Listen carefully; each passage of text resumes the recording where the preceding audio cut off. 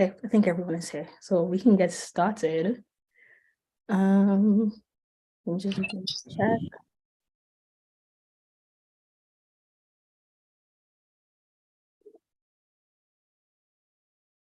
Yeah, everyone's here. Okay, I think everyone's here, so we can get started. Damn, check.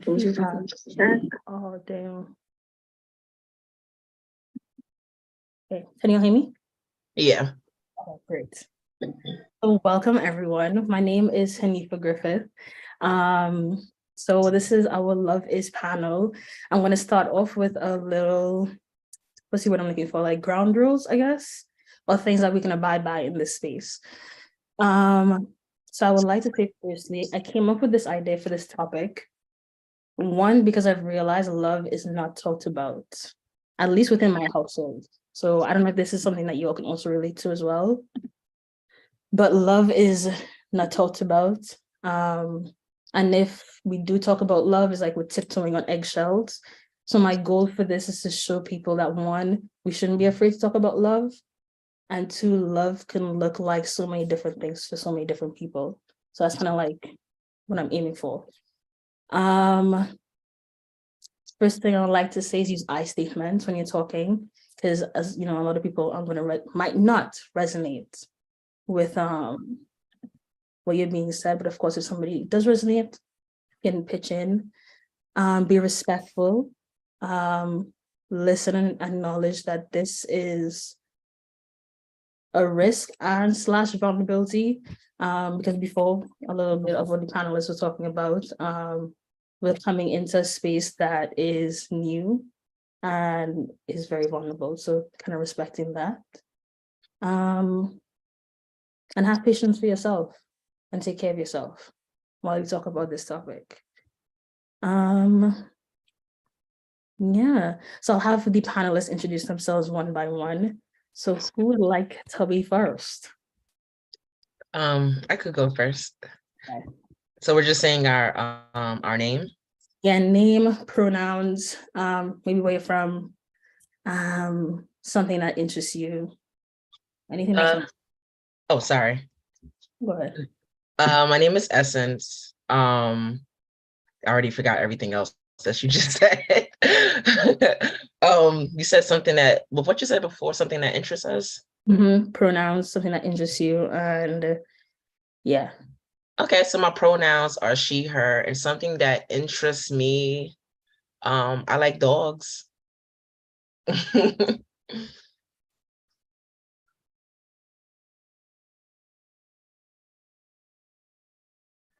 Hey everybody. Oh, same time. You can go. That's cool. Hey everybody, I'm Meridian. You can call me Meridian or Sky. My pronouns are they, them. I am New York born, Jamaica Queens, Baltimore raised, and something that interests me. So many things, but for now I'll say I like the click. You know that moment where things click? And I feel like that's gonna happen a lot. So that's what I'll say for now. Hi, everyone. My name is Kim, and my pronouns are she, her. I'm from New York, and something that interests me is photography. Hi, everyone. Oh, sorry, Angela. No, you're good. Go ahead. My name is Maru. My pronouns are they, them. Something that interests me right now, I'm really obsessed with softness and all that that entails. So yeah. Also, today is Mau's birthday, so happy birthday, Mau. Happy birthday. Happy birthday. Happy birthday. Thank you for coming and sharing on your birthday. Wow. Yeah, no, it's great. I love everything that Honey does, and so I just love to be a part. Yeah. Oh yeah, I'm from Brooklyn, raised in Jersey, living in Philly. Yes. I can go next. I'm Angel or Angela or Jelly or Hope, really whatever you feel. My pronouns are also whatever you feel, they, them, she, her. He, I've really been liking they and he recently though. I am from New Jersey and live in New Jersey currently. And what I've been interested in a lot recently is exploring, and exploring in like so many different ways, exploring in life and exploring in like physical exploration. So yeah, been on an adventure recently. So thanks for listening, and I'm so excited to be here.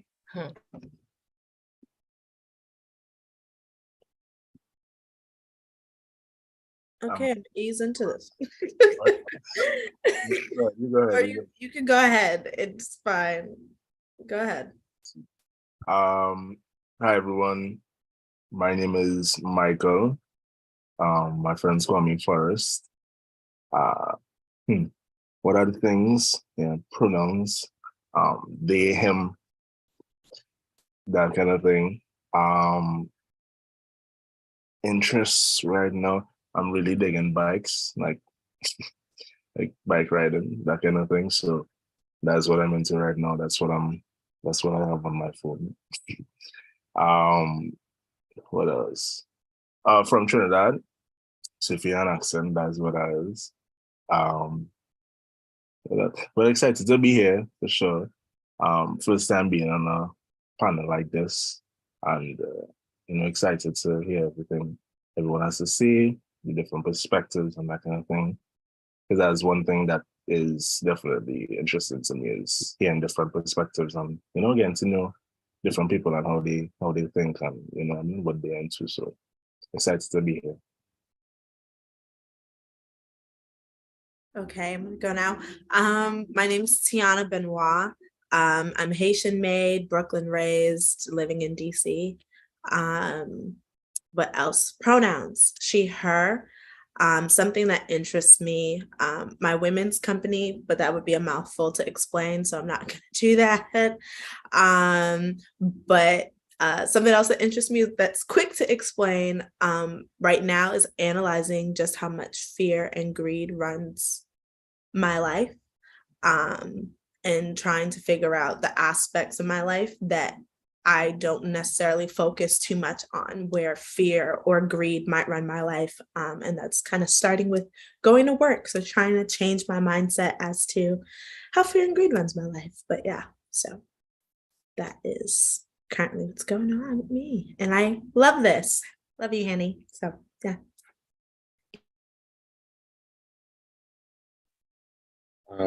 Hi everyone. My name is Mark.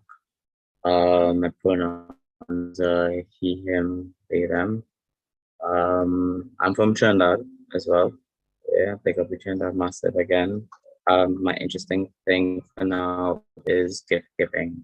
I'm really enjoying exploring my joy for giving people in my life gifts, and I'm trying to like interrogate what that means, like for the quality of life I need to live.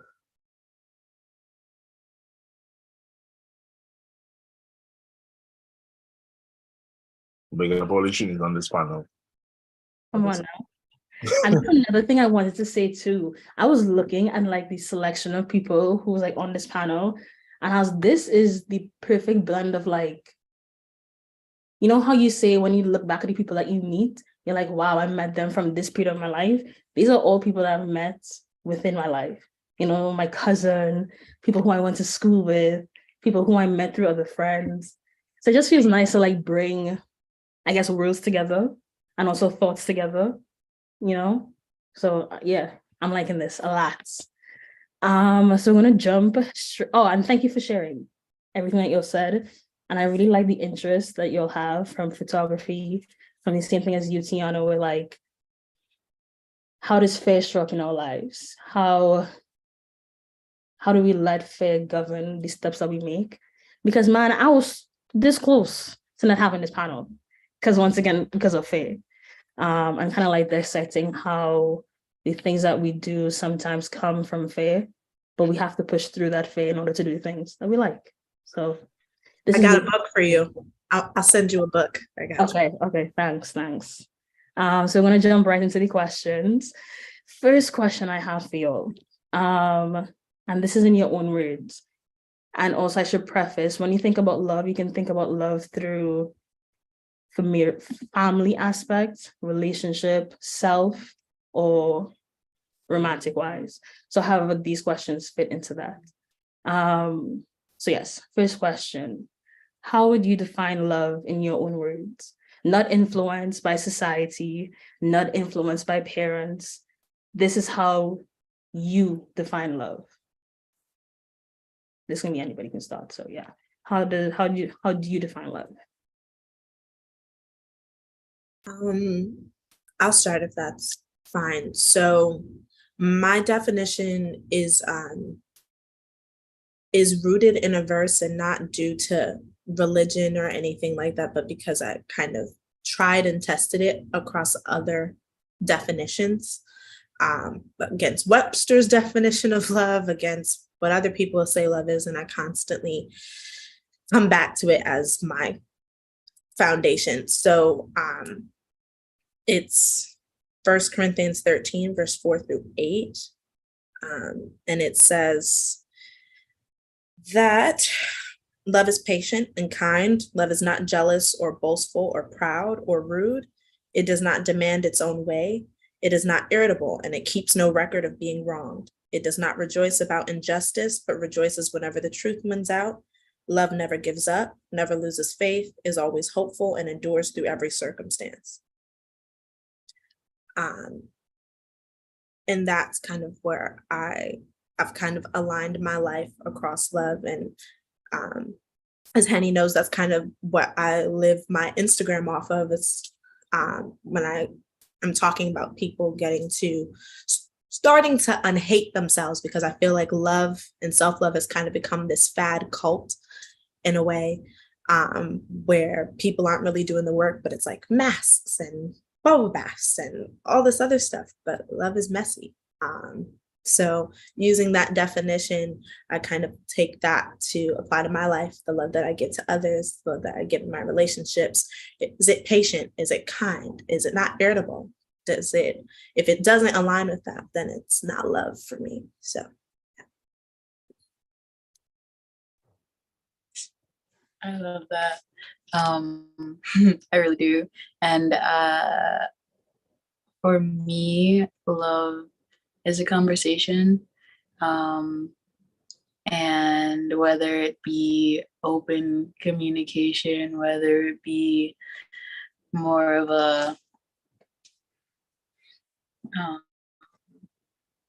in whatever way and shape that it shows up, it just feels like a conversation. It's something that like we both, whoever is the other person or whatever it is, has to be involved in it. It's attentive, it's interactive, it's engagement, it's reciprocity.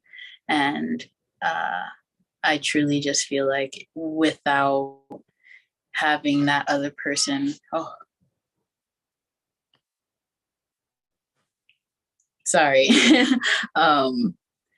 without having that reciprocity, without having that interaction, that it can be very difficult to move forward. Auntie duties are going crazy today. So sorry about that. But yes, so that's all I have to say. And yeah.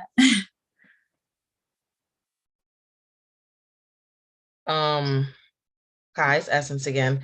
It's always hard to like kind of define what love is, because I feel like we're used to saying things that are concrete, things that we can see, but I feel like love is everything. It's not concrete, it's not something we can touch, but it's something we can feel. But at the same time, it's something that we can also see. I feel like it's rain and the sunshine. It's like your Monday and your Friday. You don't really look forward to going to work on Monday, but you love when it's Friday. You can't wait till Friday gets here. It's a choice. I think love is just a choice. It's a commitment, whether it be family, whether it be a friend, whether it be a romantic partner, whether it be a commitment to yourself. Like, it shows up in so many ways, and it's subjective. Love is what you want it to be. Wow, I'm being so like inspired already. Like just affirming and uplifting everything that's already been said. I resonate personally. Though you all were speaking for yourselves, I resonate. For me lately, I've been receiving a lot from the divine or from God. That's just been like, I'm gonna update your systems and how you view this whole situation. So while I feel like it's gonna continue evolving, like my understanding of that, right now I'm seeing love as a gift directly from the divine. And essentially it's life affirming. So whether it be through action, through embodiment, it is that affirms life.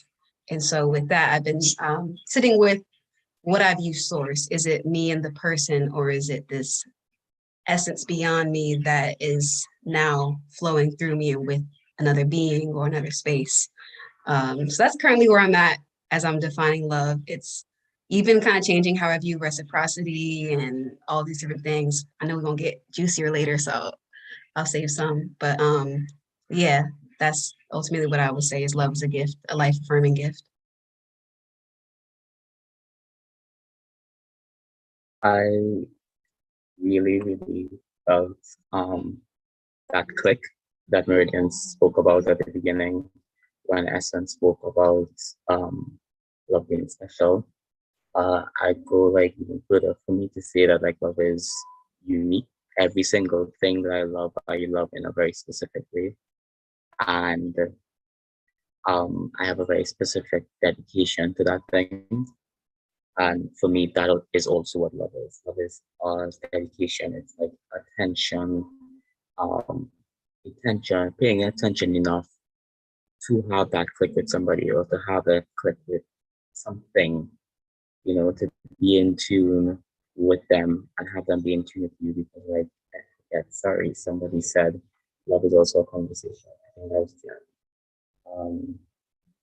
And yes, I definitely resonate a lot with what I said so far. And yeah, I think love is unique. I think every single strand of love that I've ever felt is completely different to the other one. Yeah. Can you guys hear me? Yeah. Okay. I guess everyone kind of informed me along the way, or reinforced for me how personal love is, and how each and every person on this panel here kind of has their own interpretation of what love is, even though they were kind of they were kind of filter into each other, or kind of be similar in some senses. I think based on how we were raised, or the things we've seen, or examples of love and that kind of thing, it creates a very personal and specific way in which we even receive love or identify it. So to me, love is very personal in a nutshell. I think as someone that's loves loves in a very unique way, I think, yeah, that's confirmation for me that love is very personal. Yeah. Tailored to the person. Hi, my name is Tamara. I didn't really introduce myself in the beginning, but don't want to be a pessimist, but I'm going to say I think love is selfish. And I'm going to use the example of a movie I was watching the other day, where this family had to choose between sacrificing one of the members of their family or saving the world. And obviously they choose their family. I would do the same. And so I think even in an example of self-love, I tend to put myself above everything else. And yeah, that's pretty selfish, but I don't think it's a bad thing.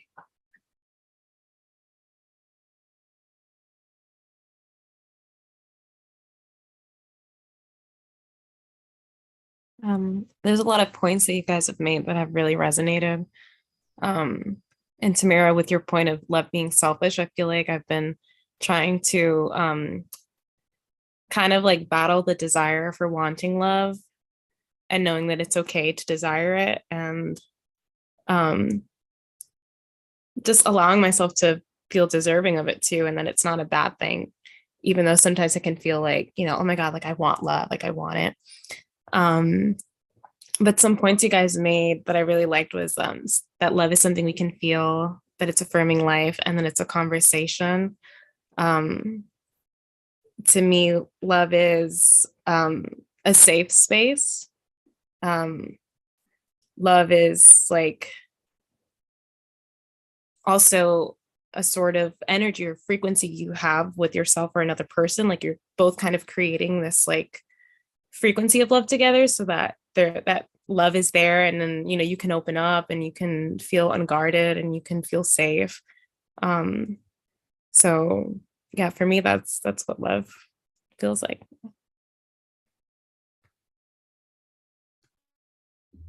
Yeah, I feel very deeply influenced now, right? But by everything in a good way, right? By everything that's been said. Love feels really relational for me.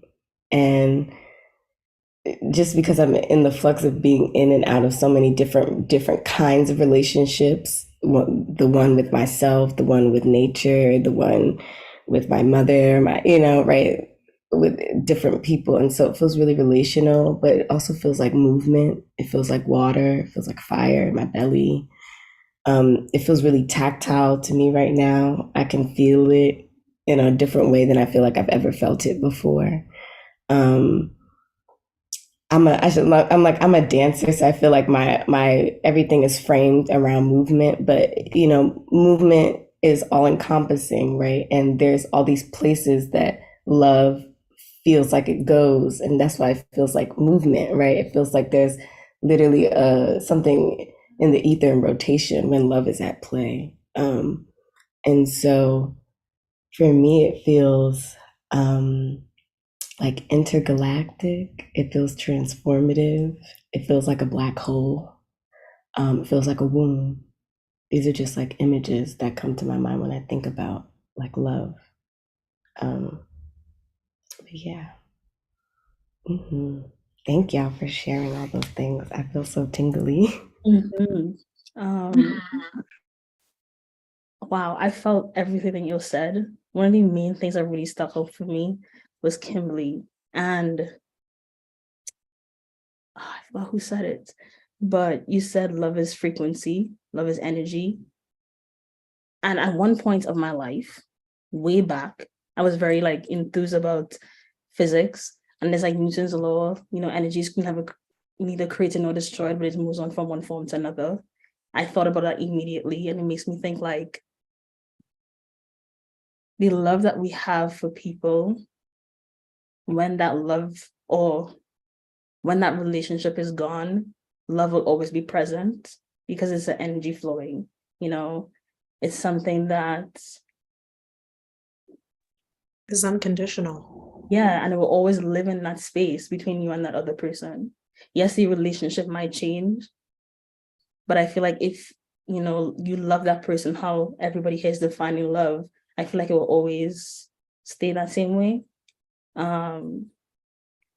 That definition might change for me after a while, but I think that's definitely one thing that I've been thinking about, and definitely the wanting to be in love. Because like for me, I always feel like society tells us, don't look for love. Love will come. Ignore it. Right. You're supposed to just land on your front doorstep. You're just gonna go to the grocery store one day, boom, love. And that's like not that's not how I see love happening. I think love has to be intentional. Because when I love someone, anyone, I'm pouring into that person intentionally. Like I want to spoil them. I want to give them things that will make them feel happy. I want to do things that will make them feel happy. So I think for me, I'll say love is intentional. Love to me feels like a river too at some points. The course may change, but the flow will always be there. Obstacles may arise, a pebble might come in my way, a mountain, but I'm always going to be flowing through it. So that's how I see love. And it kind of makes me, sorry. Okay. And it kind of goes into the second question that I have for you is, how has that definition of love that you have changed over the years? Or I should say, how have you come to that definition that you currently uphold for yourself? Yeah. I definitely can speak to events that happen in my life, and sometimes the longing for love has led me to the not even conclusion, because I'm sure tomorrow I'll be like, love is this, but has brought me where I currently am. I think especially as it relates to reciprocity, right?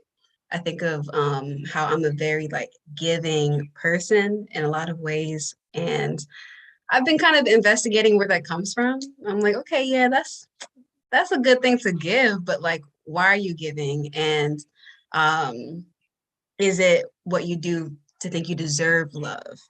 And I found myself kind of reflecting on situations. I'm like, you kind of always bring an offering in exchange for closeness. And while that is, again, beautiful, it's ancestral, you're enough as you are, you know what I mean? So kind of reflecting, I was in my head about certain connections I have, like, man, I don't know if I feel reciprocated. I don't know if I feel this or that. And what I realized is, this being or this space is giving as much as it can to me at this moment. But where did this come from? This desire to share in love with this person or with this space. And I just kind of reflected and been remembering, all this sweet love I would give myself, and how I used to and currently am again sing love songs to myself. And ultimately that's to God and that's to the ancestors. And so I would say right now, after going through a lot of wacky, crazy shit, I'm like, wow, this longing represents something way beyond a person. Because if you can go through crazy shit and unrelated to a person and you still think about that, this one-to-oneness, there must be something deeper that needs to be touched and tapped into. So that's where I'm kind of coming from. And I even yesterday was like, I think I'm gonna make a guidebook for myself so that when I do get back into a one-to-one or one-to-three, who knows, situation, I can read it and be like, remember this, please. Because again, it's nice to go through the journeys of, oh, I'm with myself, self-love and God and friends, but sometimes getting back into a relationship romantically, all that shit can kind of go out the window. So yeah, I think I'm just in a space of recentering, because I'm like, that's for me the most primordial thing, what nature provides, so that's where I'm at. I think that's what's brought me to the space that I'm in right now. My space. Go ahead, Angela. Oh, okay. Thank you. Thank you. I was just gonna say that I resonate with that so deeply. The way that you pulled almost every word out of my mouth from yours is actually crazy. Because it's very similar for me, where it's I feel like I have to work for love. I have to be the one to deserve it. I have to be the one to earn it. I have to be the one to make myself be this person or this being who is so wonderful or so giving or so, generous that there's no way that I don't deserve love. There's no way that, I shouldn't get that back to me. And I had this moment of recognition where it was I show up in terms of my family, and it stemming from showing up in my family. I show up places and it's, what can I do for you? It's always service. It's giving service. It's how can I be of service? How can I show up? How can I support? How can I do this? And wanting somebody to do that for me, but not expecting it. And finally coming to this understanding where it's like, wow, that's not real love. That's not fair. That's not reciprocal or equitable or realistic for myself to even expect that I have to show up as somebody who I'm not to be loved. That's not fair to me. So going through and reflecting and also recentering and realizing like I deserve the love that I'm pouring into others. I deserve to feel restored, and just taking that control over my body and over my especially my body, but my mentality and my mindset, to finally come to a consensus of like, this is how I would like to show up for myself. This is how I feel love within my body. This is how I show love to my ancestors. This is how I show love to spirit, to nature. And if I don't feel that coming from whoever it is, then it is what it is. Like, I have my standards and those standards should be met. And if they're not met, then they can be met in elsewhere or by myself, you know? So yeah, that's how I've transitioned through a like selfish, selfless love to more of a boundless, grateful, like limitless sort of love for myself and others. So, yeah.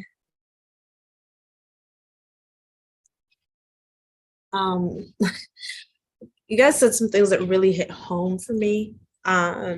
Love, and as Henny knows, has been something that I've been working on for years. I talk about it a lot. And it took getting my heart broken for me to realize that I didn't want love to just sit in a relational space, because I felt like society constantly was pushing love as this thing that was only given to people who deserved it, people I had some sort of connection to, people I cared about.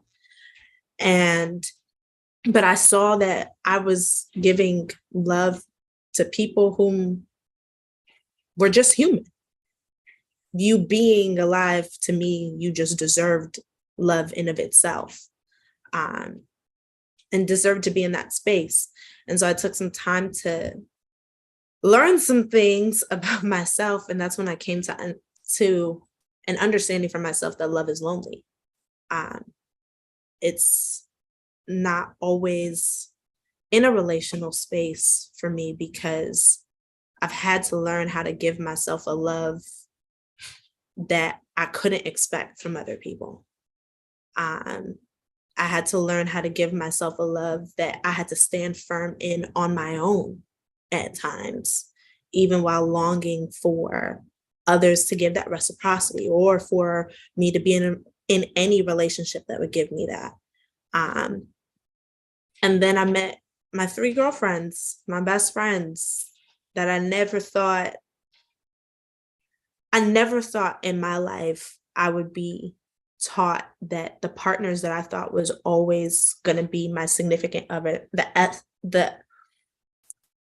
the significance that I put into wanting a significant other and having someone standing by me in that partnership and that love that I wanted from that, I could find that in my girlfriends. I could find that partnership in my girlfriends. And to see the love and the reciprocity and the connection that we have, to the point that I could say, hey, I don't want to talk to anybody today. I just want to be by myself. And no one felt any type of way. They gave me that space. Or being unapologetic. I had never had a friend that I felt I could be unapologetically raw with. And to be given that space made me realize that for me, love is twofold. It's it's loneliness. It's a path that you have to take on your own.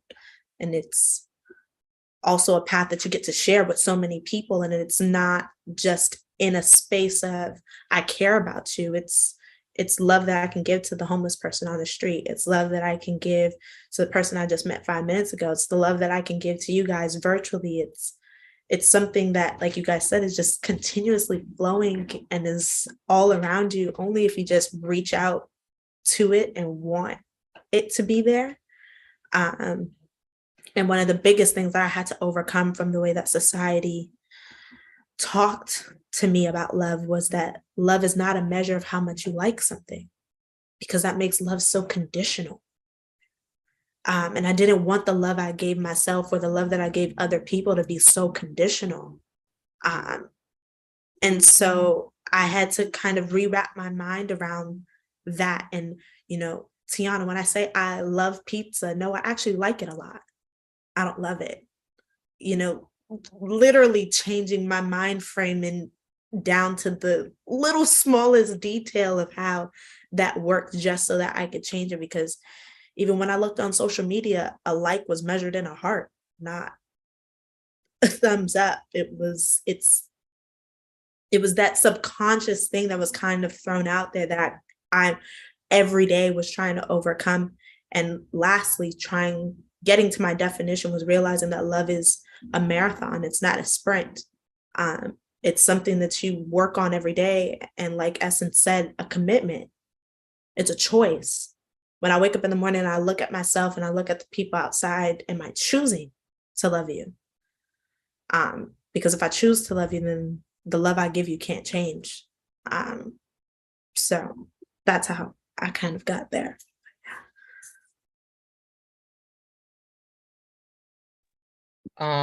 I used to think that you had to earn love, but like someone say, like giving to a stranger, giving them money or doing a favor because they're in need, like that is love. And it took me a while to see what love looks like around me. And what I got to at this point is that when your heart has a pull towards something, like that's love. And when your heart smiles, that's love. So I realized like my heart smiles when I'm around my cousins. My heart smiles when I'm around my best friends or my nieces. Like my heart, smiles like when I was in college and I was I chose to be snowed in with the boyfriend. Although I may not be able to articulate at the time when I was younger, the feeling of what love felt like has never changed. But in the same breath, I like that's something that I realized and still realizing over time. I remember in college realizing that you can love someone a lot, but it doesn't mean they're going to change for you. So I did realize at that time that love is not changing. But even to this day, like when someone tells me something that really like resonates with me, I say, "Oh, you make my heart smile," because that's something that I can consistently say because I had that feeling. So yeah, like it's never changed. Love makes my heart smile. That one, I like that one. Yeah, because yeah. You know, yeah, for real. Because I feel like on very rare occasions, I get like that feeling. Because right now I feel exactly like my heart is smiling, after you said what you just said, because I feel like my understanding of love has evolved a lot over the couple of years that I've been, at least somewhat an adult in some form of fashion. Because I grew up primarily in church for half of my life. So my idea of love was very it was soaked in Christianity, and no shade to people of that faith, of course, because my mom is still a Christian, and I love my mom dearly, and we still have conversations, and we have like, the best relationship now that I've learned, love in a very, I guess, in a way that I think is possible to evolve and to grow and to change and to, take different forms and to, I kind of, I kind of, I have a really good, a really close relationship with my partner's family, and we've been together for a couple of years, almost a decade, almost a decade.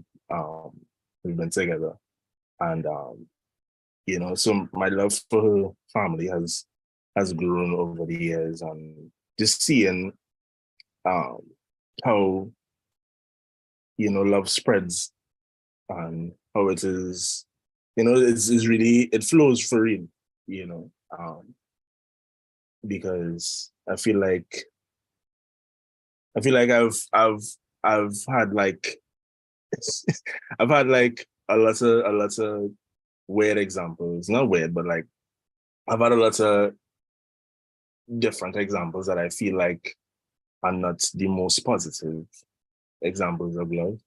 Um, I believe that I had to show up in a certain way to be loved, and I think someone said that earlier as well. Like, I felt like I had to be something that I wasn't.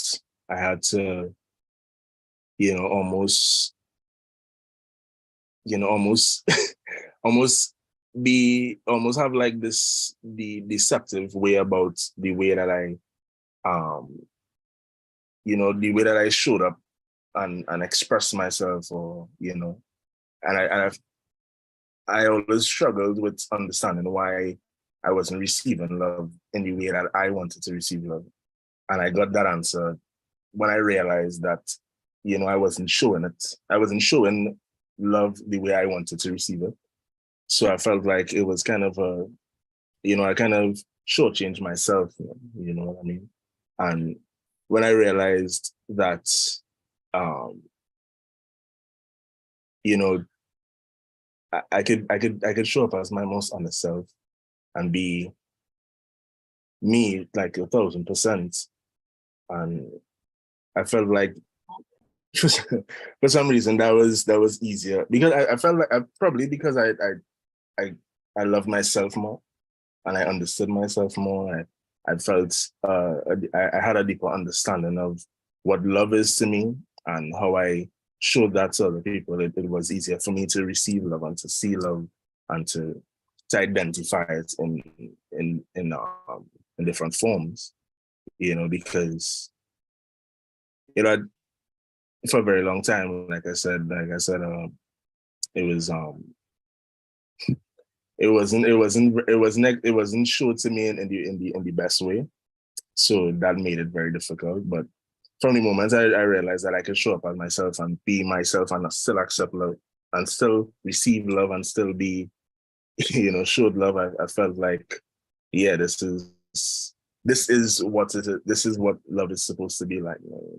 I'm supposed to be allowed to be my whole self and be, the me that I am and loving the way that I want to be loved and know that it is safe to be that way, because not only because it would be reciprocated, but because it gives the other person the opportunity to actually love me back or see me, you know. So yeah, that's me.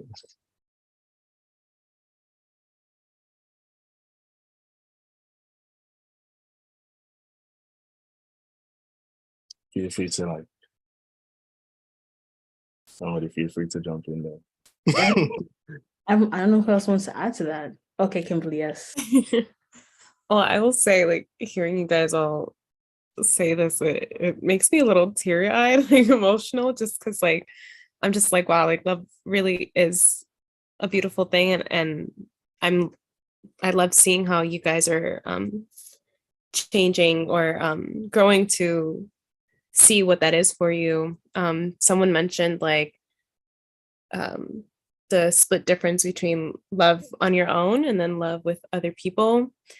And for some reason, it makes me think of like um, when I hear a saying, talking about love, it makes me think of atoms bonding, and how like we're all just sort of trying to like find someone who like just we can have like an equal love relationship with. And interestingly enough, atoms have like these two types of bonds that I feel like kind of transfer to our human relationships, which is one bond being an ionic bond where atoms sort of like they swap or transfer their electrons, and then the other bond being covalent where they share the electrons. So they're kind of like sharing it so that they can both be stable, as opposed to the ionic bond where one atom is sharing so that the other atom can be stable. So it kind of makes me think of that a little, of our relationships where we might feel like we're giving more to someone else, and then other relationships where we feel like it can be a little bit more equal. And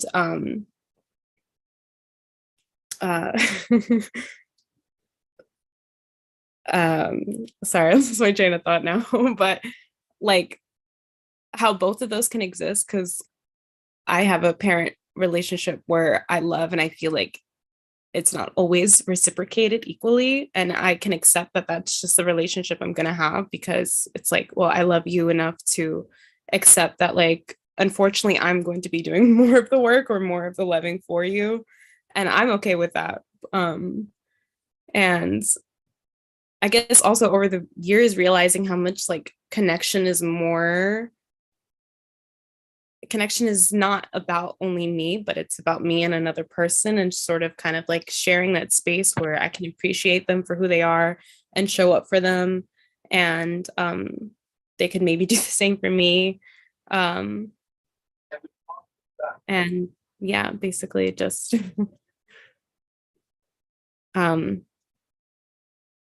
I like to also think of how much we've evolved with love and our ability to love, and that it's beyond when we first started off, where, I mean, I don't know if love was there, but we just more so connected to reproduce. And now, love has expanded where it's beyond, a connection being of just, reproducing. It's like connecting to build, connecting to grow with one another, and how we can do that with anybody,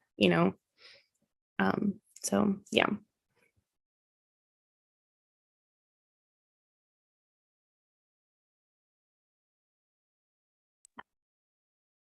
I'll just leave in this space just in case anybody else wants. Oh, Samara. Okay, so Samara, I definitely want you to introduce yourself because I saw you came in late. She's one of our other panelists as well. No, I didn't mean to say it like that, but I want to give you this space so you can introduce yourself. So it's not like, but yeah. What is name, pronouns, and something that you're interested in, something that you're interested in. And the question that I asked them was, how has love changed over the years? And how has that brought you to the space or to the definition of love that you have right now? Okay. Oh, okay. I'm trying to remember the list you've just given me. Okay, so Samara is my name. My pronouns is she, her. What am I interested in? I studied law. I'm doing law, so I'm interested in law. Yeah, and sorry, Hannah, what was the other question? Oh, my definition of love. Mm-hmm. And how has that like changed over the years to bring you to that definition that you have of love? Okay. So I feel like when we're younger, our idea of love is a lot more wholesome, but very simplistic. But so like when as a child, you grow up and love is what you have within your family. So your parents, your mom, your dad, siblings, if you have any pets, grandparents. And then as you get older and you start interacting with other people, so like, when you go to school, start going to school, or you start interacting with other children, that starts to broaden to things like You might love your teachers and your friends. So when I thought about the whole topic, love, and then this question now, I think that I wanted to talk about how love, like, how do I word this? So people view love as a very selfish thing, I think. But I think that love is really just such a community emotion, a community-oriented emotion. I don't know if that makes sense. What I mean is, like, it bonds everyone together. Like it's like a thread. That's how I view it. It's definitely how I view it now, because, you know, the older you get, the more you have to interact with people, and then you don't just interact with people, you interact with establishments, with things, with nature. And I think that, yeah, it's just like this thread, it's this bond that keeps us here, and that makes just, you know, just any daily activity, you're going to experience that emotion of love, even though it might not be like passionate like people think it's going to be. It might just be simplistic. It might be something like, you go outside, you see a fruit, like on a tree, you pick it, you eat it, you like it, you say, oh my God, I love this fruit. And not to like diminish the meaning of love and the impact of it, but you know what I mean? It's just like, it's something that you experience within a community and within a space, within your everyday space. And I think people make you feel as if you need to experience only that strong version of love, that passionate version of love, or else you're not experiencing love at all. So if you don't have a partner, or if you don't have, you know, romance, or if you might not have strong family relationships, or like a very close friend, then you're not experiencing love. But, you know, we are every day. If you know what I mean? I don't know if I'm making sense. You are. So yeah, that's how like my definition of love has changed. I've definitely like started to view it as something just more broad encompassing. I like that. And there's one thing that everybody said, and I kind of want to stay in that space, because I feel like this is something that's,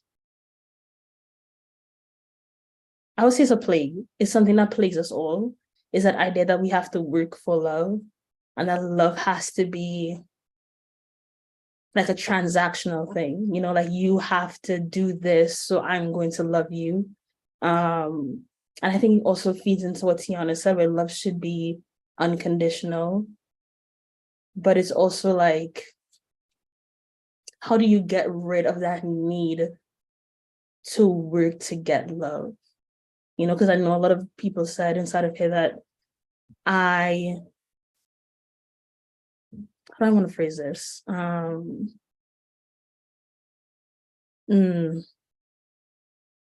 Right, by showing up as your most authentic self.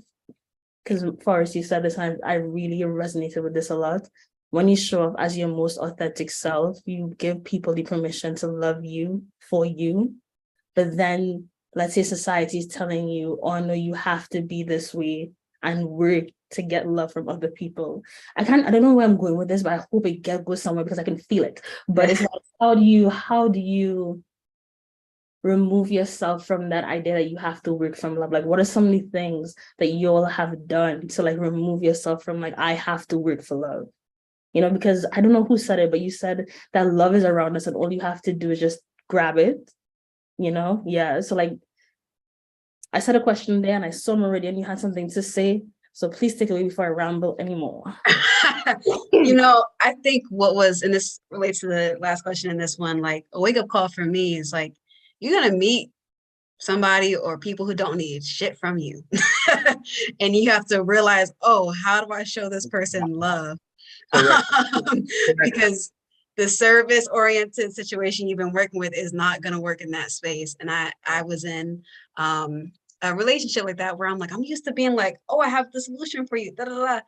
And really that was like a wake-up call. And then like noticing another relationship where I was still giving I was just like, wait a minute, skirt, let me check myself real quick, because I'm noticing these patterns. And like, you know, if every relationship ends in like this serious, wild, deep heartbreak, there must be something going on. I am a common denominator in these situations. So for me, I feel like it's really also what Forrest has said, like about, you know, being your authentic self. And I would also say like being curious with yourself and listening. So like, as I'm sitting with this, like I said, noticing patterns, and right now I'm staying with family. So I'm seeing my mom, like, oh, okay, we all reflecting one another.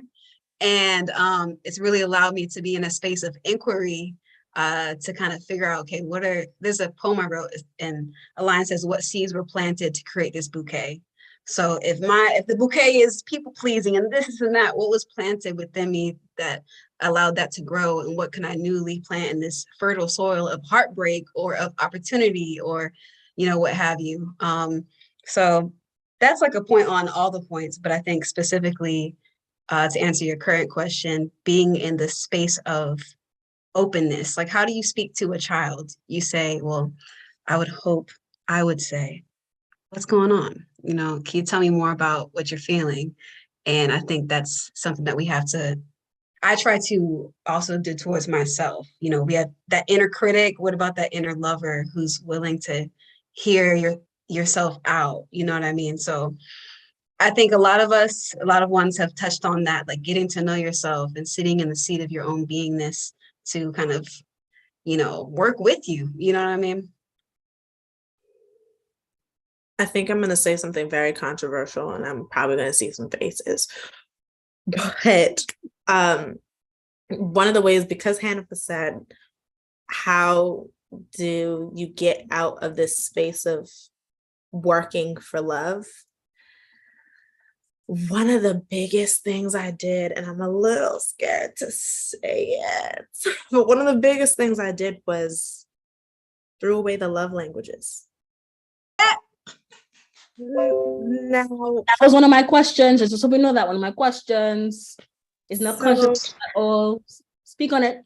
I think, and I have a note on this. I think for me, I think the love languages, because like we've been talking about, you know, like love is all of these things, right? And I think love languages have a place in love, but I think they're very selfish, and it's very much an I type of situation of, this is how I need love. I reciprocate love. This is how I will show you love, because this is how I give love. And I think love, if we're going to have a language where it's a conversation, it's a give and a take. So I can't come to a conversation and plaque out gift giving. That's what I'm gonna give you, and that's how I like to be loved. Take it as you wish, you know, type situation. And so I actually came up with my own love languages in order to be able to step out of working for love, because it was very much when I would come into these spaces. And that's why I said love and self-love ended up becoming a fad for me really quickly, because it was like, there were so many like pocket words of like, oh, you do love languages. And when you meet someone, you talk to them about their love languages, and you do this and you do that. And I was just like, geez, it's a whole lot just to kind of create this whole connection with somebody. But all in all, I threw them away, and I'm trying to find the note. But I created, okay, I call them the real love languages.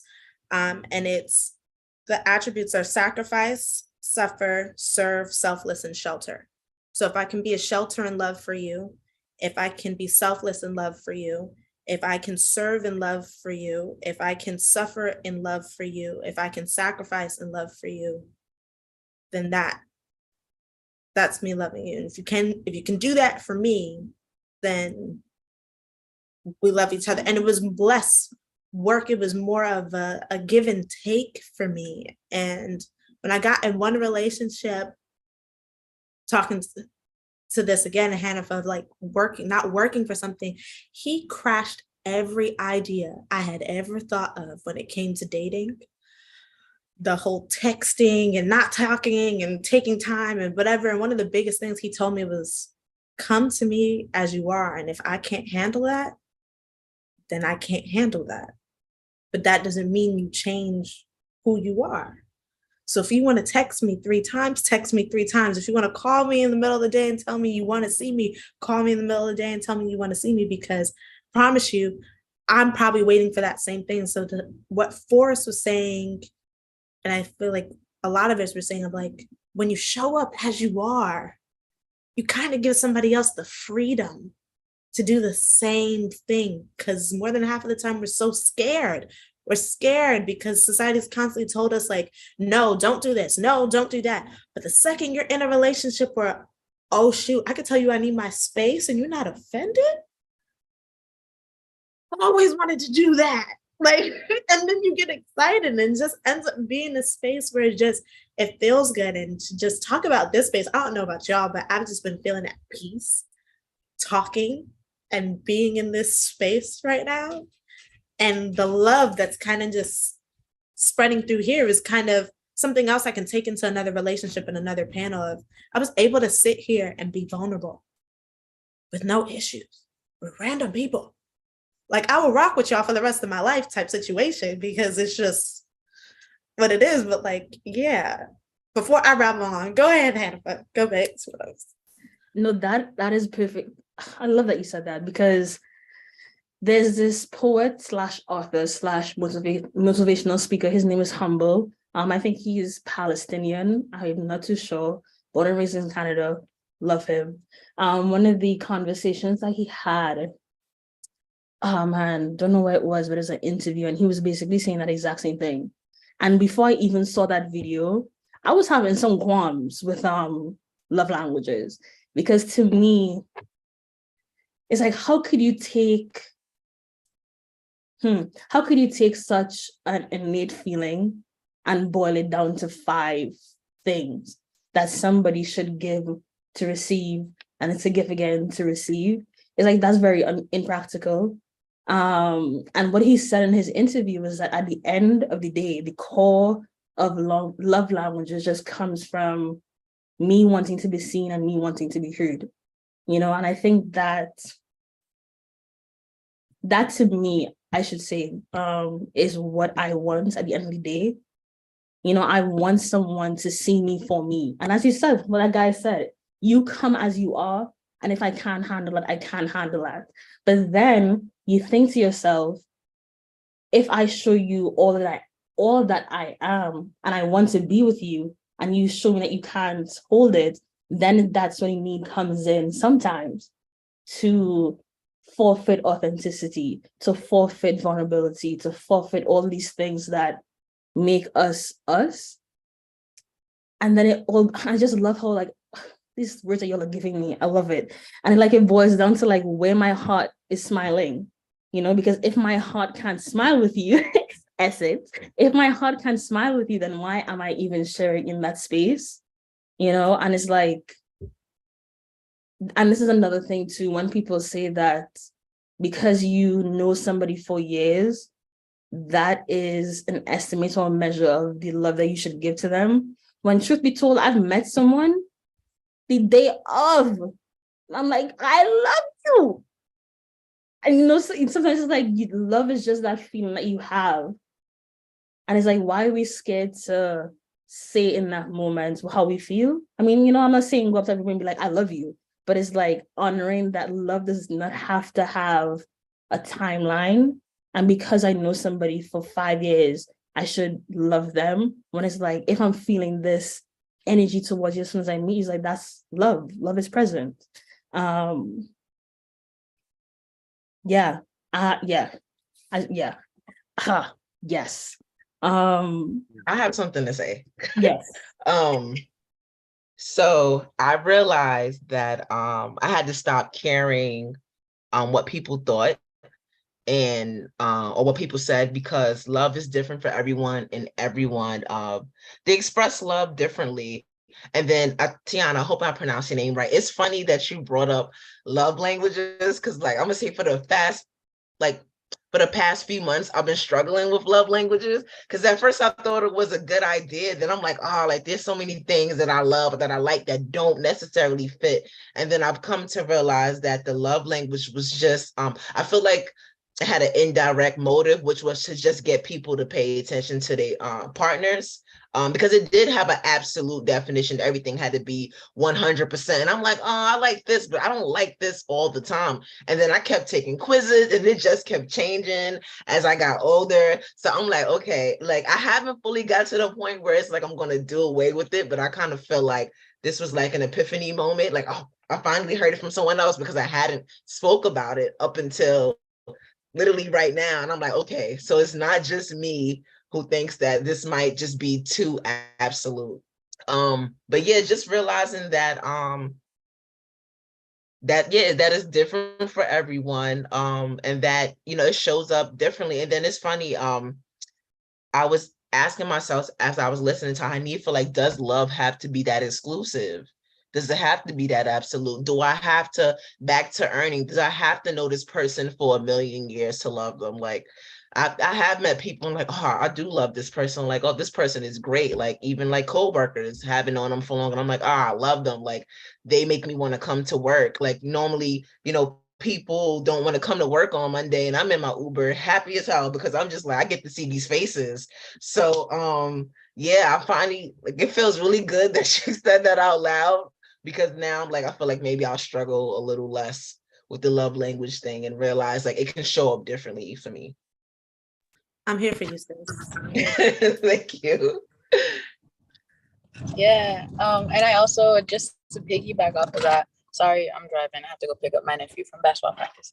But I realize, like, as I'm showing up for myself, that every day I'm changing.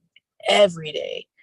Some days I don't want to deal with tomatoes, and some days I'm like, ooh, like I love that little pop in my mouth. And it's the same thing when it comes to love languages, when it comes to how I want people to show up for me, when it comes to whatever, you know, my capacity is in terms of my energy, in terms of you know, what I actually can do. And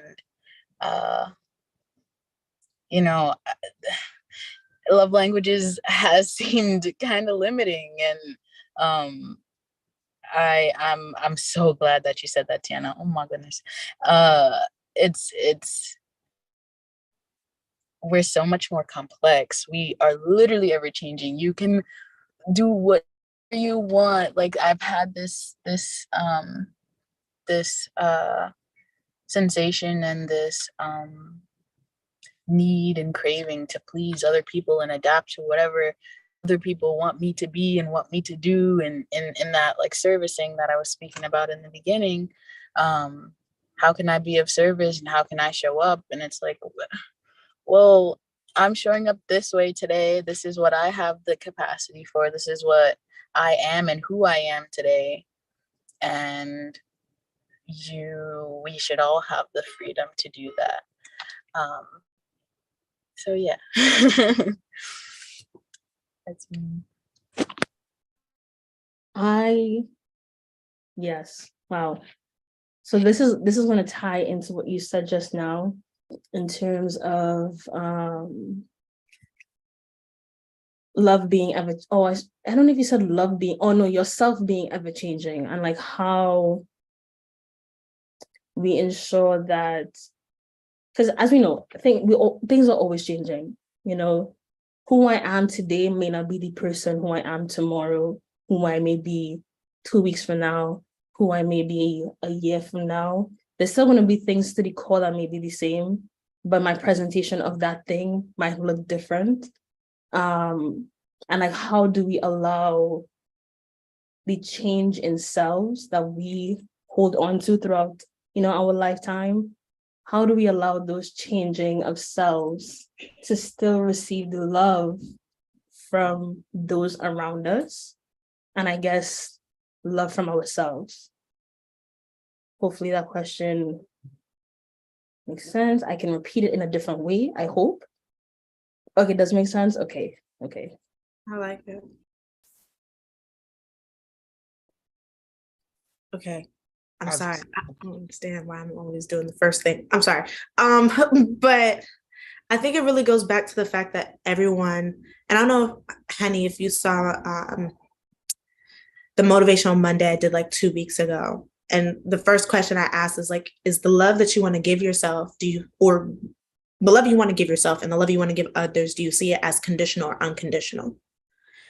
And I think if you answer that question, then when you're loving other people and you change, if love is not conditional, then it keeps going. But if you see love as conditional, then we have a lot of those relationships where, oh, I no longer like this person, so we need to break up. Or I no longer feel this way about this person, so we need to change. But when I watch my parents' relationship, like my mom needed a savior when she had me. She needed someone to come in, teach her things, show her how to do X, Y, and Z. And that was what my father was for her. But by being with my mom, he changed my mom. So my mom became this independent person, this independent being. And they started to clash because my dad was in his savior complex. And my mom didn't need that anymore.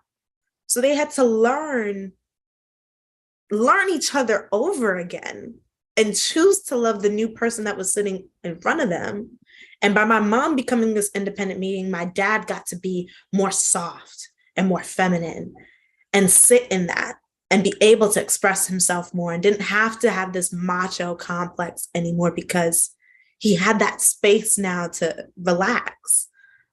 But if they had sat there in that moment when they started changing and was like, what attracted me to you in the beginning of being your savior, I don't get to do that no more because I no longer like you, then it would have been a conditional thing. And so I think if you sit there and you ask yourself, like, what do you want love to look like for you? What do you want it to look like? And if you're in a relationship and you're in with someone, and I'm not saying being in toxic relationships, because I watch people be like, I'm going to give love in a toxic relationship. And I'm like, get out, love yourself. But in a situation where, you're growing with someone, you're changing, like we've all been saying, you grow and you change. If love is unconditional, then you still apply that love and you still apply that work and that commitment and that choice to see who this person is and is becoming. And that's what I've had to do with myself, because I thought Tiana, the hustler, the boss, this is who I am. This is who I should always be. Tiana had a depression. And I was like, oh, shoot, what is this? Like, I've never experienced this before. And I started questioning who I was, and I started to give myself very conditional love. Tiana, if you can't get up at 4:00 in the morning and go and work out and do this and get through this to-do list and everything else and stay sane, you don't deserve love today. But I was changing. I was evolving. I was going through different stuff. To sit here and tell myself, cool down, go back to who you were. Now I'm changing. So I had to give myself that space and that peace and that patience to change and realize, oh shoot, I need to start giving some unconditional love to myself. So yeah. Meridian, you are killing me. You are killing me. I would say, because this came up as you were saying this. Maybe I should have said this before, because I don't want it to seem like love has to be the thing that, how do I want to say this? Bear with me. The thoughts are coming in as I'm like wanting to say this, but it's like love, when we ever change, right? And, you know, as I said, me today is not the same as tomorrow.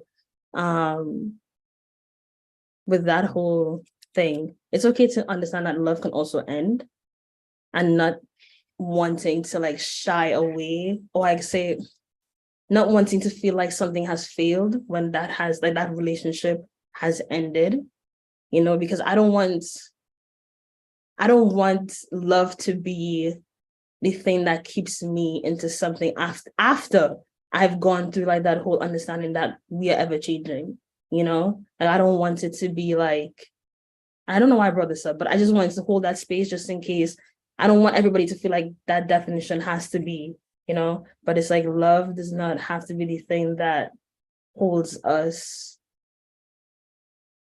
ransom to something, you know?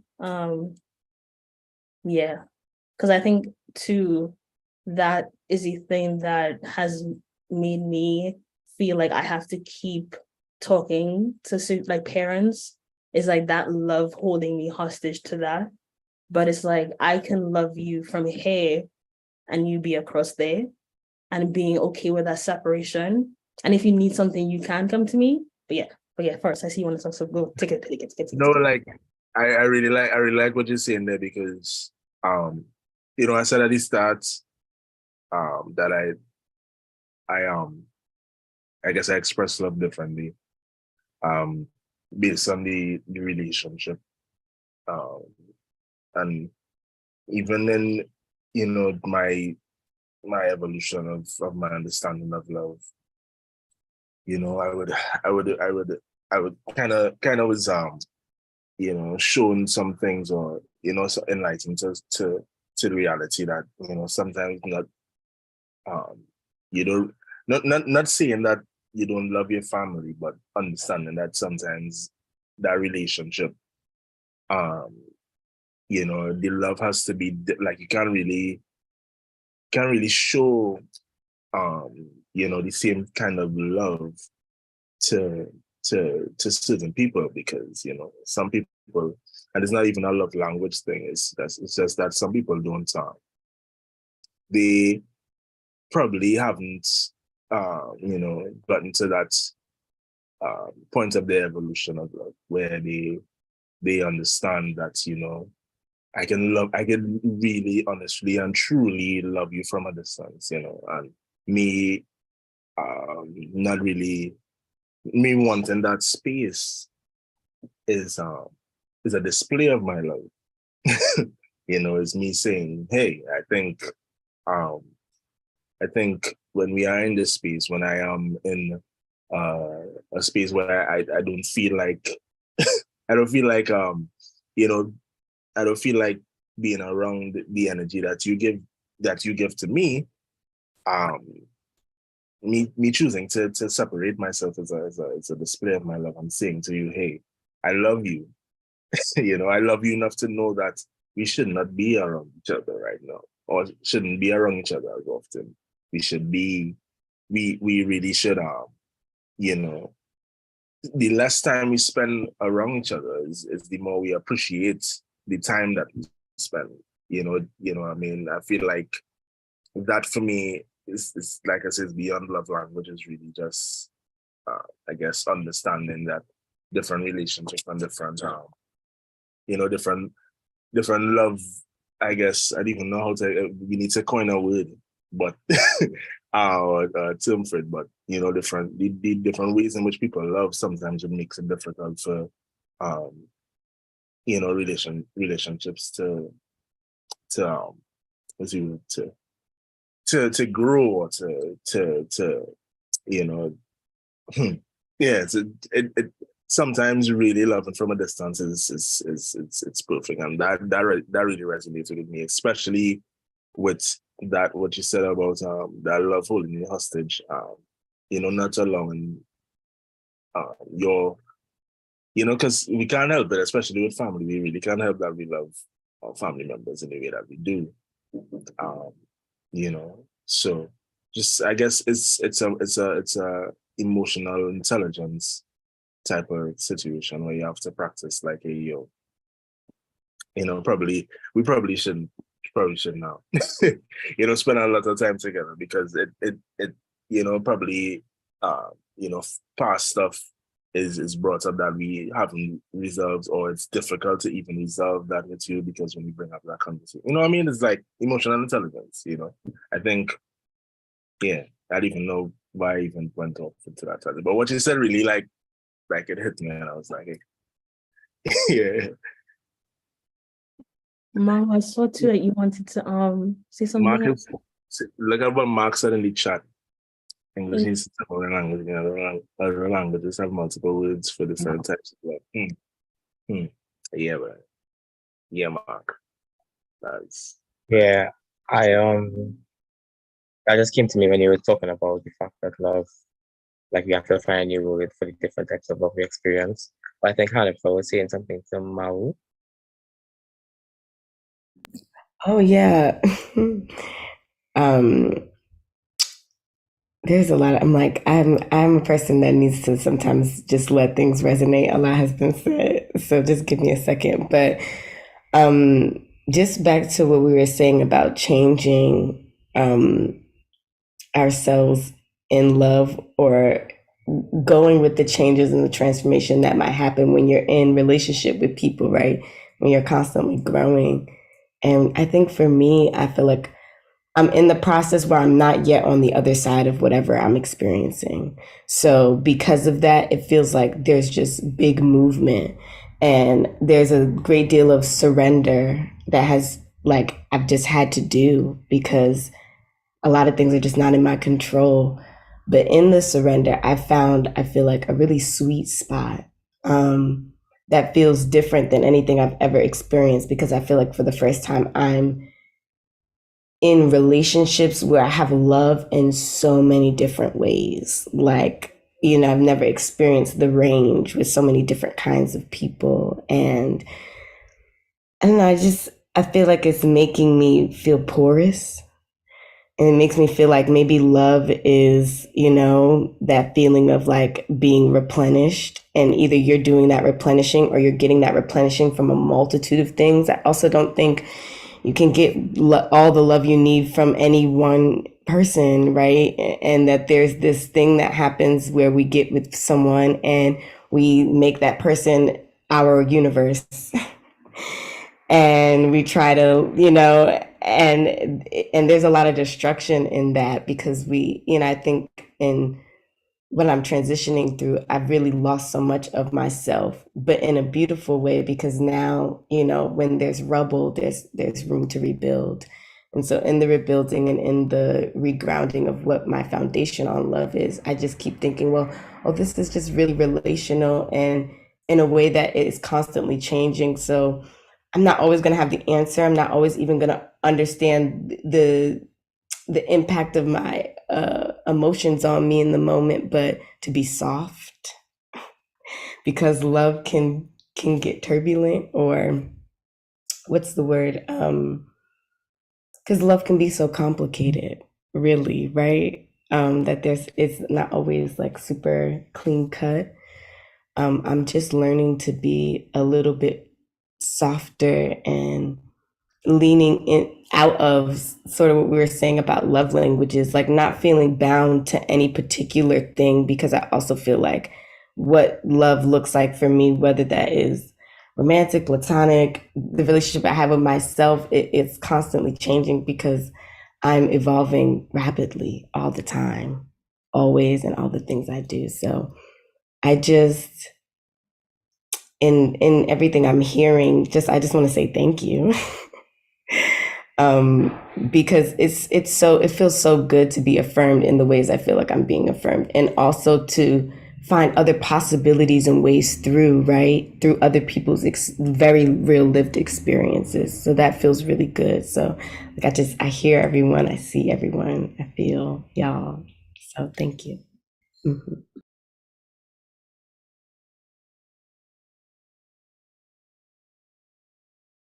I don't know about y'all.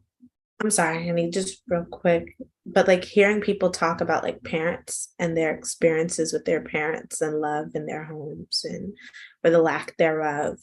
I was having a conversation with somebody the other day, and they were talking about love, and they were like, they had to learn to let go of some of the definitions that they came up with for love due to the love that they were given by other people who never actually knew how to give it in the first place.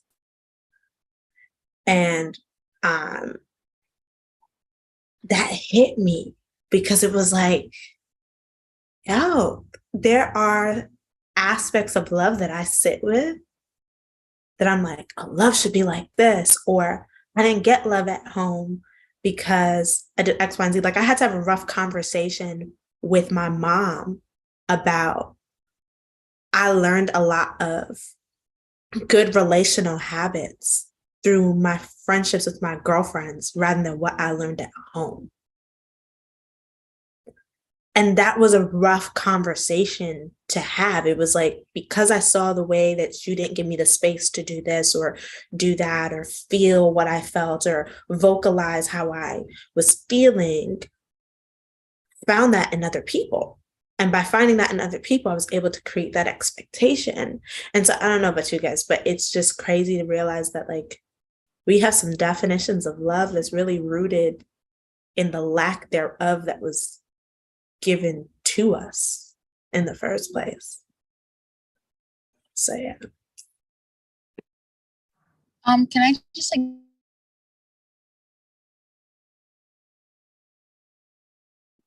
Angie, you cut out. I don't know if you can hear me. build upon that really quickly? You can hear me. Hear me? I hear you now. Okay, perfect. Yeah, I really appreciate what you said, Tiana, because that really hit home for me. I also wanted to kind of like add to it or build upon it. You said that like the lack thereof of love in the home, but in that thought process, I feel like it kind of discounts what our parents were capable of in the time and what they felt like love was, and how they showed it and how they showed up for us. And not in every situation, of course. There's situations where it's a lot deeper than that, or a lot more complicated. But I also just want to take it into account, like how they were trying to show love and what their definition of love, and it was love in some situations that was being shown. It just wasn't what we needed, or it wasn't what really felt validating for us, or it didn't feel, we didn't feel as seen. So I just wanted to add that little bit. If I can also just speak on that too, because I referenced bell hooks in the chat when Tiana was speaking about like parents, right? And I think this even connects to the love language conversation. Information is super awesome. I've sometimes joked that we're the generation who, like, some people around our age or a little older started going to therapy, then started posting their therapy notes on Instagram, and we're all like digesting it and then regurgitating it through our own lens. And like, with that being said, what I'm describing is like information and expansion is so important. And also where we come from is to be acknowledged so that we can grow from it and evolve from it. But as y'all are saying, like, not to always discount it. I've been in situations where I kind of feel like someone's holding up the textbook and being like, this is not what you're doing. And I'm like, okay, I'm willing to say that I can grow, but like, that's a whole tension point to say, for example, to your parents, like, you don't love me, because bell hooks said that love is this, and that, you know what I mean? That's just a tension point. So both of these things can exist together in my mind, like the understanding that love might be beyond what we were taught, while also holding space for what is attempted in, like, where love comes from, but just deciding what we want to do with that. It's just something that I think it's very layered, and like it's a conversation that speaks, like they speak to each other, each side. But I think, yeah, we can only grow, and as we've been speaking of authenticity, like leading by example. So once we've learned, just trying to embody that as much as we can, so that maybe ones can join us on that journey that feels a little bit more fulfilling. And I want to leave space for anybody who wants to say something before. So I have one last question for you, but I definitely want to leave space for anybody who want to say anything else. I, oh, sorry, Ramon, go ahead.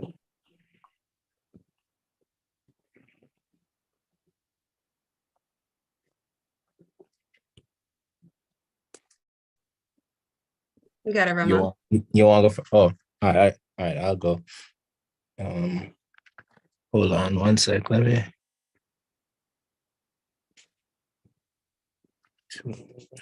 Oh yeah, hello. Everybody hear me? Yeah. Heard. Oh hey.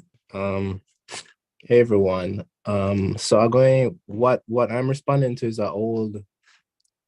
some old Hanifa. I think it was Hanifa who had said. Was talking about love and loving without this feel you have to do something to get love. And it made me think about this analogy.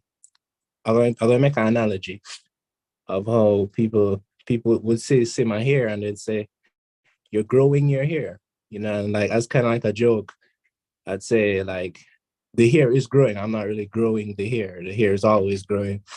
But to think about it with love, right? Like being in love is like, say, are you in love? It's like, it's not really like a thing to, it's like that's always happening. Like, to how I would think of it. I'd say, oh, I'm always in love. That's like the neutral 0 point stage of, that's just always happening, So yeah, that's what I think about when, like, I try not to think about it like a thing that needs investment or return kind of thing. Yeah, I just wanted to share that. I was thinking about that. Thank you for sharing that. Yeah. Yeah. I really like that. Yeah, I agree, Tiana. I'm always in love, really stuck out with.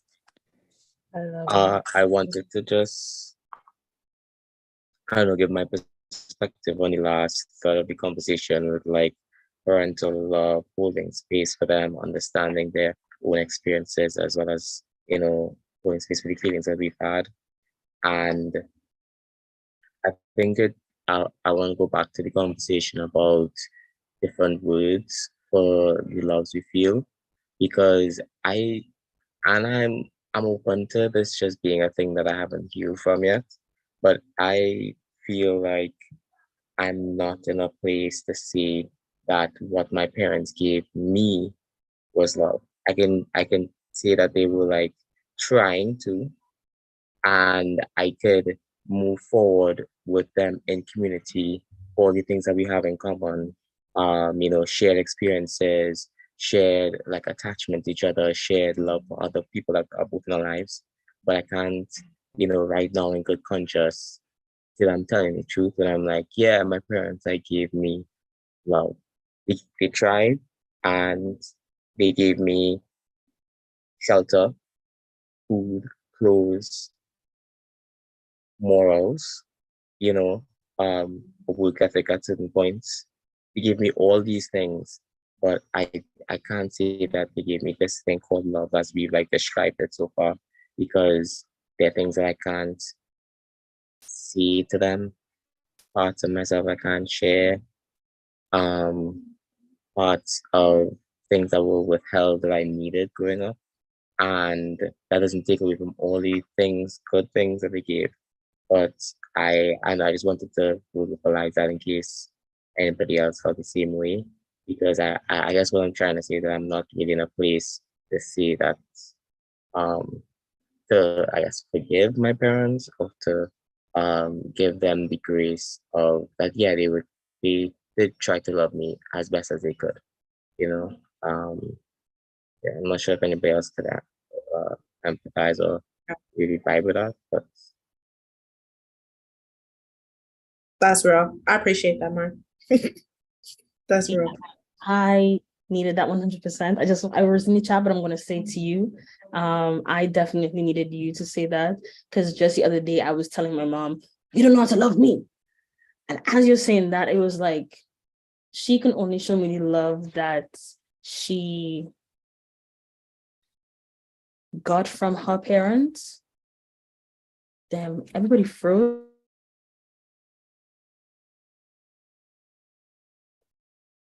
You froze. I think we're all good. Yeah, it's fine on my end. It seems like Yeah. she just, yeah. yeah, also fine. Honey, yeah, that melts a little bit of fruit in there. With the Zoom end, if they get dropped. I don't think so. It'd probably drop her out and then she'll hop back in. Yeah, Oh, okay. there she goes. We see you now. Okay, y'all can see me now? Yes. I have no idea what happened, but okay, Mark, I definitely wanted to say thank you for saying that because just the other day I was telling my mom, like, you don't know how to love me. And that was a very selfish thing for me to say to her when I've seen her trying to show me love. But I guess the reason why I felt as though I wasn't getting that love is because right now, as an adult, love for me looks so different from what she has been used to giving me. And at some point, it felt like she wasn't listening to the person who I am to give me love that I need right now. But it's like her maybe not being able to see that love can change depending on the time period that we're in, and she probably didn't see that from her mom. So for her, probably love looks as this like standardized, I'm providing for you, I'm doing this for you, so this is love, so kind of like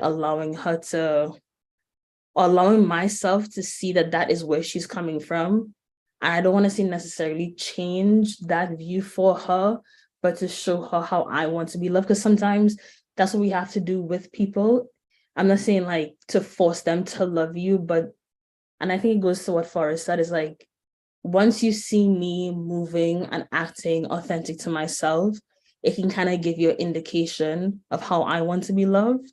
And then, of course, having that conversation with someone, because how is somebody going to know if you don't tell them, that kind of thing. So that's why I feel like these conversations are very needed, is because we need to show people and tell people how we want to be loved instead of like holding it in and then somebody not loving us how we want to be loved. And then that becomes like a source of an argument. But there's one last question that I want to ask you is like, how are y'all going to ensure that every day you're showing yourself love? Yeah, that's a question. How are you gonna ensure that every day you're showing yourself love? I struggled last semester, so this semester I've been taking a break whenever I need it, and just putting like more boundaries, like social boundaries. If I can't make something, I can't make it. If I have to tell someone no, I got to tell someone no. So just really being there for myself and being okay with not having the capacity to show up for somebody else at that time.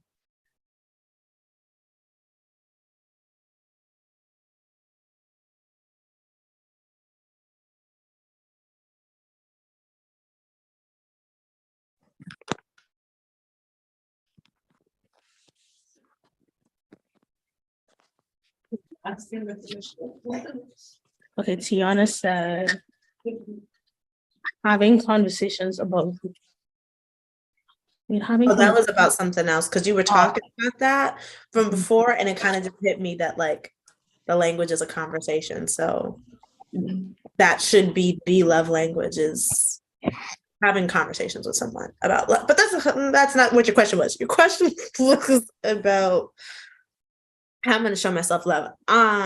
Like I said, I went through a really rough time the past 2 years. And honey, you and I have had like brief conversations about like why I haven't been on social media and stuff. Like Essence said, like giving myself grace. And that's why, like in the beginning, when I was saying like my definition of love comes from that verse, is just because I really go through that list every day. And I'm like, am I being patient with myself? Am I being kind with myself? Am I being like that's literally what I go through every day, just to kind of keep me at a measure of, am I trying? Am I trying to give that to me today? And when I was really big on Clubhouse, I actually had a room that it was titled, "Do you love yourself today?"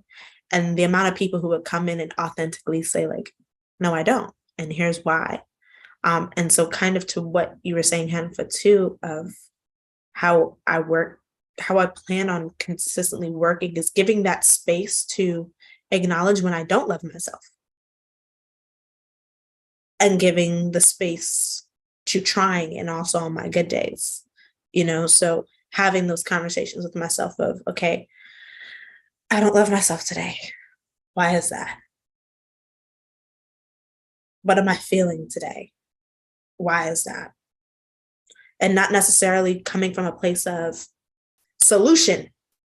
We need to find the solution, but sitting in the space of, okay, why do I feel that way today? And giving out that hope that tomorrow I might still feel the same. I might not, but okay, this is how I feel today.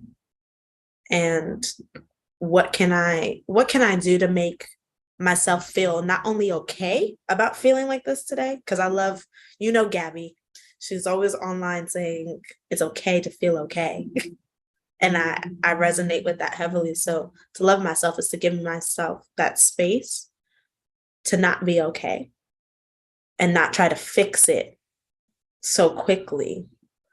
And also move forward of just taking it a step at a time and not beating myself up, because I am one to beat the heck up out of me. So yeah, that's me.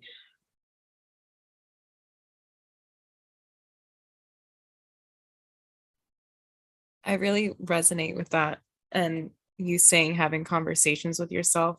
That was going to be also one of my answers to the question as well, of like having those conversations also with like almost in a mothering, like lately I've been trying to talk myself the way I would want my mother to have spoken to me, or how even me as a mom, I would talk to my own child, just like what's going on, like why can't you do this today, or you're strong, you can do this, like let's just take, just like talking to myself in that way. And I think just giving ourselves that love that can sort of help us get through the day, and just having conversations. So I love that you said that, because I resonate with that as well.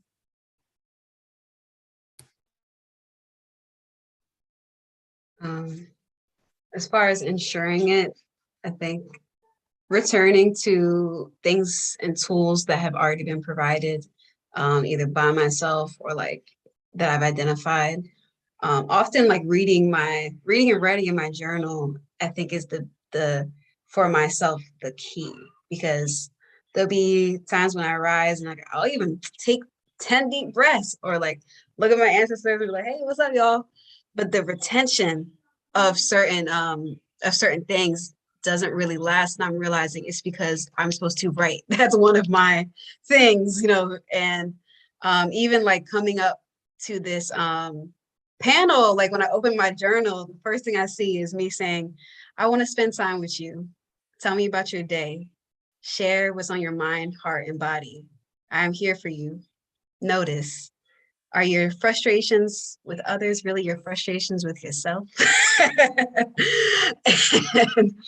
that was like on the 9th or something. So it's like, it's been a few days since I returned. But being able to read that, I'm like, oh yeah, I did say I was gonna make a commitment to you, and I asked too. So the same way we're thinking of these conversations with others, also I try to have those same conversations with myself. And for me, it's like responding to what I love. Like I just booked a train trip. That's one of my love languages, is like spontaneity and adventure. So I'm like, that's the one thing you haven't done with yourself. And it's like one of the biggest things you've been yearning for. So I had to just like do it. You know what I mean? So I guess as far as assuring, it's just returning, like, letting the children, which is my former selves, even if that's yesterday's self, like speak to you, to me, and to be like listening and active, because also love is a lot of action as well. It's not just heard, it's also heard, received, and replenished. So just centering and channeling that towards myself is what I've been working on, and how I hope to move forward.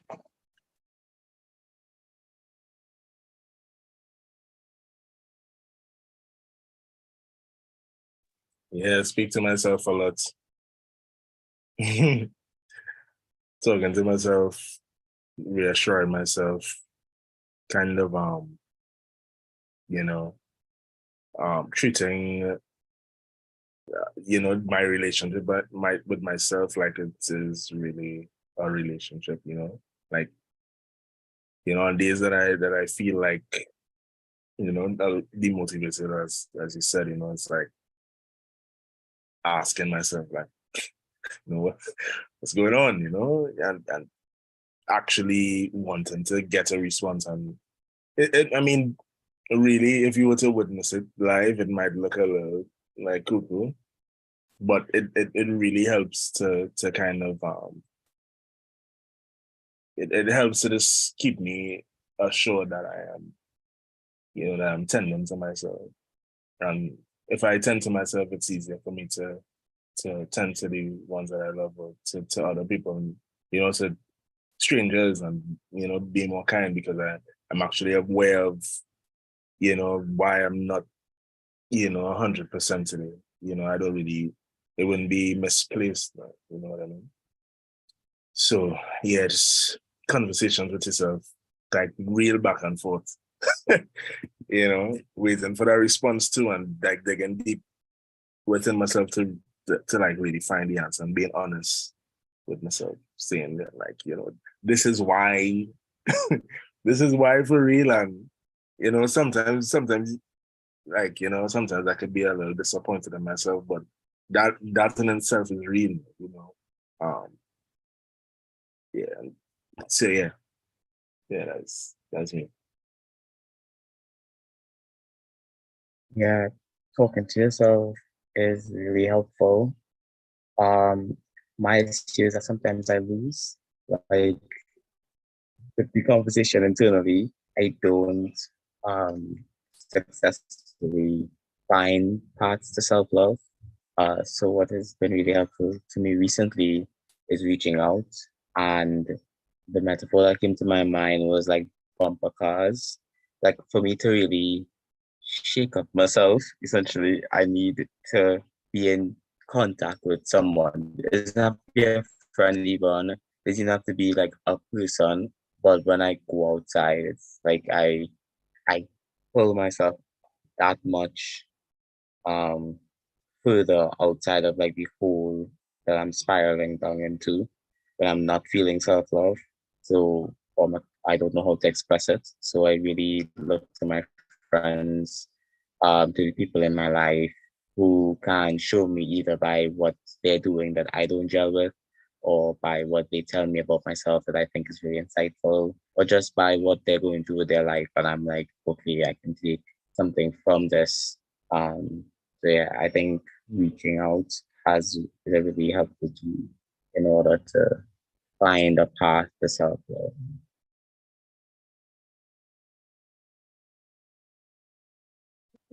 You'll have me speechless. I'm not gonna lie to you. Yeah.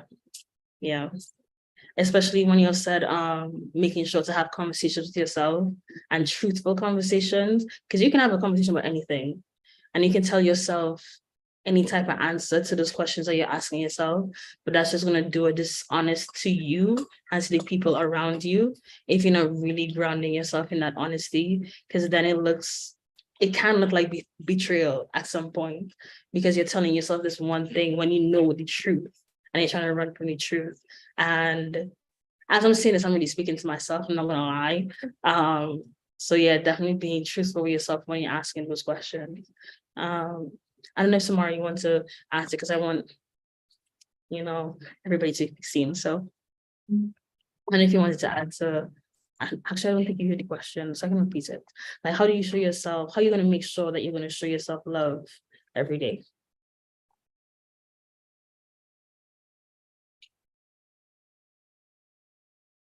Did you answer in the chat? I can be so wrong.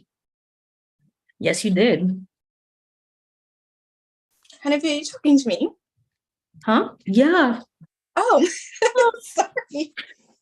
Yeah, I did answer in the chat. I was saying, Okay, so I haven't been paying attention. I was saying things in the chat, and I think I was accidentally DMing Tiana the whole time. I'm sorry. I don't know why I was doing that, but yeah, I said for me, like loving myself and ensuring that I show myself love is just embracing being tired. Because that's something in the past that I always like shove away. I always feel very like ashamed or like a failure if I feel tired. It feels like a shortcoming. And you know that I think we both treat ourselves like we're machines.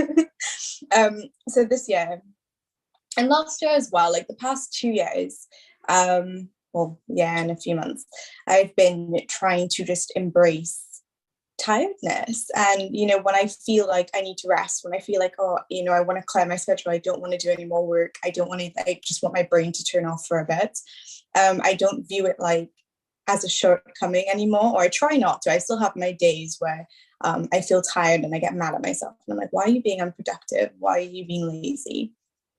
But yeah, that's something that I've been trying to do is just take the time to listen to myself and say, okay, you're tired, that's fine, and make myself a cup of tea and go in my bed. Yeah. Oh, I love that. Okay, I don't know if anybody else wants to add anything, but I definitely want to say thank you for everyone who came, and to all the panelists. Y'all understand, because without y'all, this is not possible. And for also being very open and honest, and feeling safe to share what you'll shared inside this conversation. I will definitely be having more. So if there's an interest with panelists and people who are here, let me know, because I will have one what month are we in?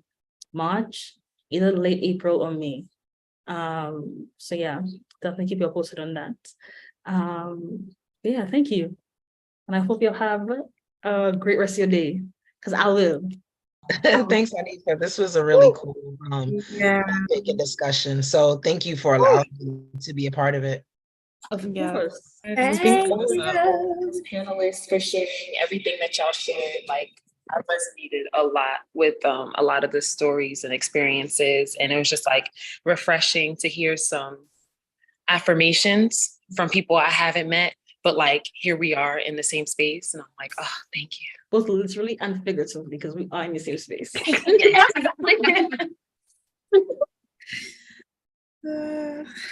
Yeah, this was great. I definitely, you guys hope you'll have the rest of your day.